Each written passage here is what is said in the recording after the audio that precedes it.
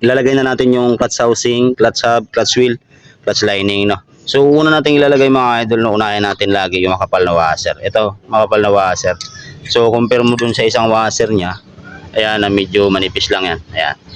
So mamaya na yan. Ito muna yung makapal ang unahin natin. Okay, so lagay muna natin yung makapal dito. Yan, tapos meron siyang bushing, lagay natin yung bushing. Okay, yan, lagay natin ang bushing. Tapos sunod na natin tong clutch housing. So sa clutch housing naman, ikot-ikot na ng konti yan para pumasok siya. Okay, ngayon pagka hindi nakashoot, galaw-galawin nyo lang yung oil pump gear. Huwag nyo pipilitin mga idol na itulak ka kasi mababasag to, masisira yung oil pump gear natin. Yan, pagka sa tingin mo na shoot niya, tulak nyo lang yung konti. Yun. Okay, tapos nilagay na natin yung clutch housing. Ito na yung pinaka washer niya dito. Okay, so yan, lagay natin yung washer niya dyan. Tapos sunod na natin tong clutch hub, clutch wheel, clutch lining. Okay, so sa paglagay naman yan mga ito, ganito lang. Ikot-ikot lang siya. Yan. Yun. Yun.